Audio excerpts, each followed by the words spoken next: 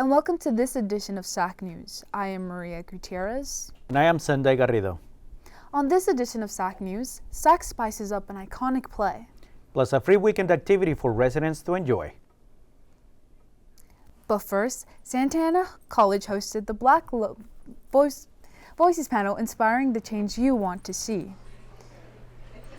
As part of Black History Month celebrations on campus, the panel featured African American women sharing their journey in their political careers with a curated Q&A. The panel consisted of ASG President Melanie Fernandez, Mayor Pro Tem for Tustin, Letitia Clark, and Council Member Rhonda Bolton of Huntington Beach. Rhonda spoke about mentors in her life that helped her get to where she is today, while Clark urged citizens to vote if they wanted to see change in their community. The SAC Theater Department will be showcasing one of Shakespeare's most famous plays. The play, titled King Richard III, tells the story of Richard's corrupt attempt to take the English throne, but with a modern twist. The play opens on March 30th and it runs through the 1st of April at 7 p.m. with an additional April 2nd showing at 5 p.m. at the Phillips Hall main stage. For more information and to purchase tickets, visit the theater's ticket website. Scholarship application deadlines have been extended for SAC students. The grace period for application turn-ins ends March 7th, just before noon. On top of that, the letter of recommendation needs to be turned in by March 13th. If you have not filled out an application form, it's highly recommended you do so now. Go to SAC's Foundation website to learn more about the application process and eligibility. A free drive-through pantry is coming to Santa Ana. The food drive will take place at Villa Fundamental Middle School and is organized by the SEVA Collective. The collective is an organization dedicated to helping those in need. This time around, the pantry will be active on select dates in March and April from 9:30 in the morning for 2 hours or until supplies last.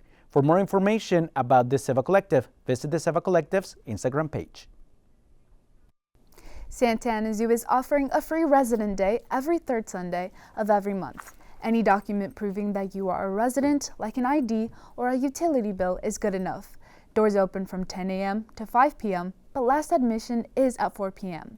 For more information, visit the zoo's website. When we come back, helpful tips on keeping your car safe. And opportunities to see Santa Ana's talent on display.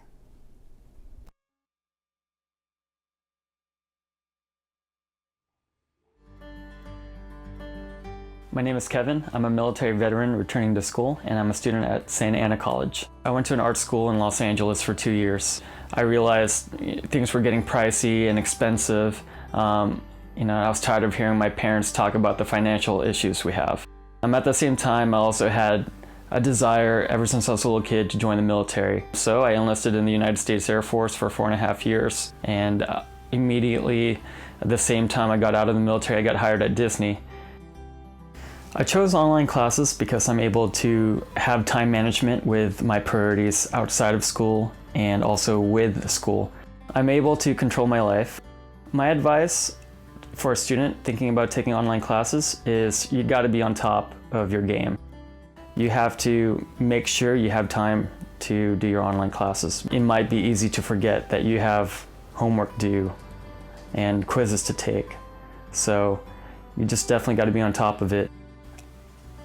I would say online classes are just the same type of difficulty as face-to-face class. Do the coursework, read the chapters, take the quiz. You still have deadlines just like actual classes. It's been a year and I'm able to speed up the process where I'm going to be getting my associate's degree this December and we'll be transferring for spring. So online classes definitely helps me reach my end goal faster.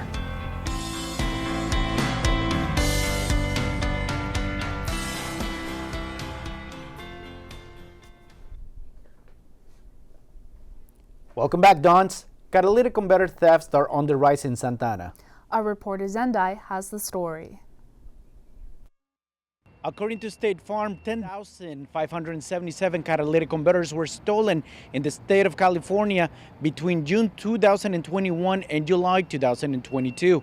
This is how catalytic converter theft has been affecting residents of Santa Ana and students here at Santa Ana College.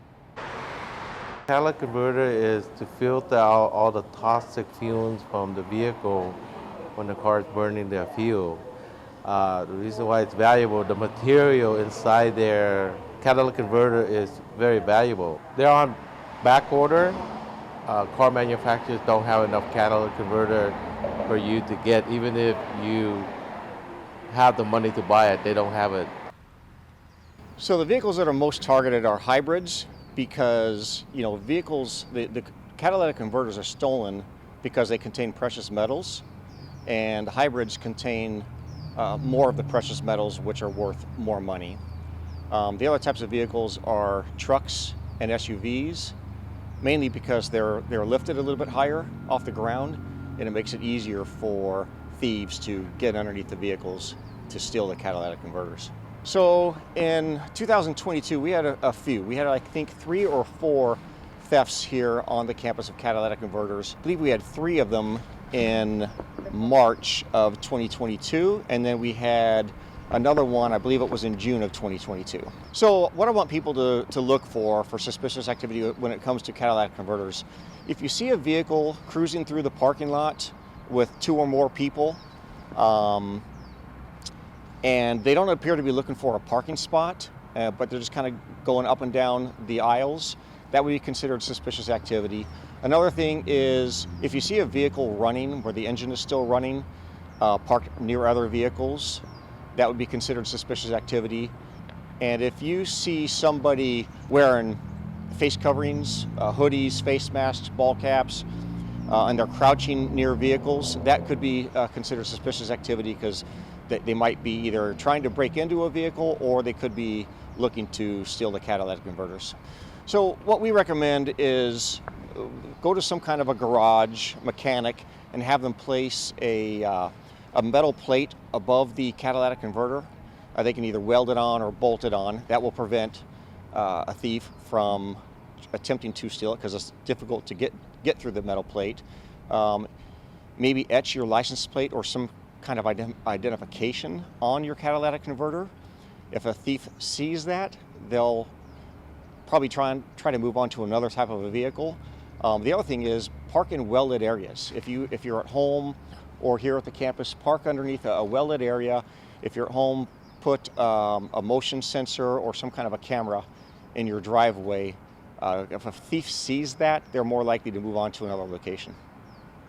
Remember, if you see something, say something. Always call 911. Never engage or call Campus Safety here at Santa Ana College. I am Zendy Garrido. Back to SAC News. Santa Ana residents can impact how the city manages its budget. The city will hold a community budget meeting for the fiscal year 2023, and residents are encouraged to share their ideas on how the city should spend money on things like libraries, parks, police, and more. Santa Ana made an online budget priority survey for the public with input in English, Spanish, and Vietnamese. You can get involved by going to the meeting on March 9th from 6 to 7 p.m. at the McFadden Institute of Technology in the city of Santa Ana, or by heading to santa-ana.org/budget to play your part. The Santa Ana College Art Department faculty has their artwork on display at the main campus. The gallery, located in the C building, features artwork created by professors themselves. Though the grand opening was last month, not to worry, because the artwork will be on display until April 5th. The exhibition is completely free and open to all students during regular school hours. And speaking of SAC talent, SAC students will be part of this year's Boca de Oro Literary and Arts Festival. The festival kicks off in downtown Santa Ana on March 4th, and the events will include live performances, poetry readings, and engaging presentations. The theme of this year's is called Magic in the Ordinary, encouraging the community to find the beauty in their everyday lives. One particular event will feature poetry readings from SAC's LGBT student community, and it is called Magic in the Streets. Those readings will be held at the Birch Park Senior Center at 1:30 p.m. Visit bocadeoro.org to see the full list of events at the festival. That's it for this edition of SAC News. Be sure to follow us on social media and watch previous episodes of SAC News on our YouTube channel.